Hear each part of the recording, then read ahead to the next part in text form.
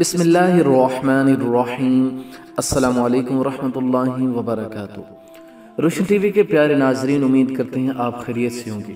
اس video میں عقل کے متعلق آپ کو کچھ شیئر کرنے جا رہے ہیں کہ عقل بڑھانے کا نسخہ اور عقل کو اللہ تبارک و تعالی نے کس انداز میں پیدا فرمایا، انسانی جسم کے اندر یہ عقل کا کتنا کمال ہے۔ اللہ تعالی نے قرآن مجید فرقان حمید میں عقل کی شرافت و بزرگی کا بیان فرمایا ہے، مختلف مثالیں بیان کر کے اور مصنوعات کے عجائبات کا تذکرہ کر کے اس کی وضاحت فرمائی۔ چنانچہ ارشاد باری تعالی ہے، وَسَخَّرَ لَكُمُ اللَّيْلَ وَالنَّهَارَ وَالشَّمْسَ وَالْقَمَرَ وَالنُّجُومُ مُسَخَّرَاتٌ بِأَمْرِهِ إِنَّ فِي ذَلِكَ لَآيَاتٍ لِقَوْمٍ يَعْقِلُونَ۔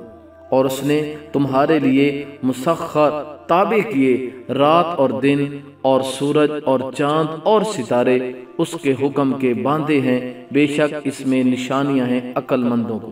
سرکار مدینہ صلی اللہ علیہ وآلہ وسلم نے ارشاد فرمایا، اللہ تعالیٰ نے سب سے پہلے عقل کو پیدا فرمایا، اس سے فرمایا آگے آ تو وہ آگے آ گئی، فرمایا پیچھے جا تو وہ پیچھے چلی گئی۔ اللہ تعالیٰ نے ارشاد فرمایا، مجھے اپنے عزت و جلال کی قسم، میں نے کوئی ایسی مخلوق پیدا نہیں کی جو میرے نزدیک تجھ سے زیادہ عزت والی ہو۔ میں تیرے ہی سبب پکڑوں گا، تیرے ہی سبب عطا کروں گا، تیرے ہی وجہ سے حساب لوں گا اور سزا بھی تیرے سبب ہی دوں گا۔ اہل علم و معرفت کہتے ہیں کہ عقل ایک روشن اور چمکدار جوہر ہے جسے اللہ نے دماغ میں پیدا فرمایا اور اس کا نور دل میں رکھا، اور دل اس کے ذریعے واسطوں کے سہارے معلومات اور مشاہدے کی بدولت محسوسات کا علم حاصل کرتا ہے۔ اللہ تعالیٰ نے سعادت و خوش بختی کو جس بندے کا مقدر بنا دیا ہو اور عنایت ربانی جس کی دستگیری فرمائے، ملکوتی انوار اس کے دل کو روشن کرتے اور ہدایت ربانی اس کی رہنمائی فرماتی ہے۔ سامعین ناظرین، اس لیے عقل مند کی پہچان کیا ہے؟ ایک دانا سے پوچھا گیا، کسی شخص کی عقل کی پہچان کیسے ہوتی ہے؟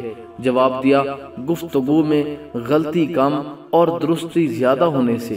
دوبارہ سوال ہوا، اگر وہ شخص موجود نہ ہو تو پھر کیسے؟ اس نے کہا، تین میں سے کسی ایک بات سے، یا تو اس کے قاصد کے ذریعے، کیونکہ قاصد انسان کا قائم مقام ہوتا ہے، یا اس کے خط کے ذریعے، کیونکہ خط انسان کی گفتگو کو بیان کرتا ہے، یا پھر اس کے تحفے کے ذریعے، کیونکہ تحفہ انسان کے حوصلے کا پتہ بتا دیتا ہے۔ ان تینوں میں جتنا نقص ہوگا وہ ان کے بھیجنے والے میں شمار ہوگا۔ سامعین ناظرین، عقل کتنی اللہ تبارک و تعالی نے انسان کو یہ نعمت عطا فرمائی ہے۔ عقل کی ماہیت کے بارے میں حکماً کا اختلاف ہے کہ بعض لوگوں کا کہنا ہے کہ آنکھوں کی روشنی کی طرح عقل ایک نور ہے جسے اللہ تعالیٰ طبعی اور فطری طور پر انسان کے دل میں رکھتا ہے۔ عقل میں کمی زیادتی بھی ہوتی ہے، یہ زائل بھی ہوتی ہے اور واپس بھی آ سکتی ہے۔ جس طرح آنکھوں کے ذریعے مختلف چیزوں کا مشاہدہ کیا جاتا ہے، اسی طرح دل کے نور یعنی عقل کے ذریعے پوشیدہ چیزوں کا ادراک کیا جاتا ہے۔ سامعین و ناظرین، اب آپ کو بتاتے ہیں کہ عقل میں اضافے کا نسخہ کیا ہے۔ آؤ ایک حدیث پاک سنیں اور آپ کو پتہ چل جائے گا کہ عقل میں اضافہ کیسے ہوتا ہے۔ حضرت سیدنا ابو درداء رضی اللہ تعالی عنہ بیان کرتے ہیں، حضور پر نور صلی اللہ تعالی علیہ وآلہ وسلم نے مجھ سے ارشاد فرمایا کہ اے عمر، اپنی عقل میں اضافہ کر، تمہارے قرب الہی میں اضافہ ہوگا۔ میں نے عرض کی، میرے ماں باپ آپ پر قربان ہوں، میں اپنی عقل میں کیسے اضافہ کر سکتا ہوں؟ ارشاد فرمایا، اللہ تعالیٰ کی حرام کردہ باتوں سے اجتناب کرو اور اس کے فرائض کو ادا کرو، تم عقل مند بن جاؤ گے۔ پھر اعمال صالحہ کو اپنا معمول بنا لو، دنیا میں تمہاری عقل میں زیادتی ہوگی اور اللہ سے تمہارے قرب میں اور عزت میں اضافہ ہوگا۔ بعض اہل معرفت سے منقول ہے کہ نفس کی زندگی روح سے، روح کی زندگی ذکر سے اور دل کی زندگی عقل سے، جبکہ عقل کی زندگی علم سے ہے۔ اور ایک دانا کا قول ہے، عقل مند اپنی عقل کی وجہ سے ہدایت پر رہتا ہے اور اسے اپنی رائے کی وجہ سے مدد حاصل ہوتی ہے۔ چنانچہ اس کا قول درست اور فعل قابل تعریف ہوتا ہے، جبکہ جاہل اپنی جہالت کی وجہ سے دھوکے میں ہوتا ہے، اس لیے اس کی بات کمزور اور فعل قابل مذمت ہوتا ہے۔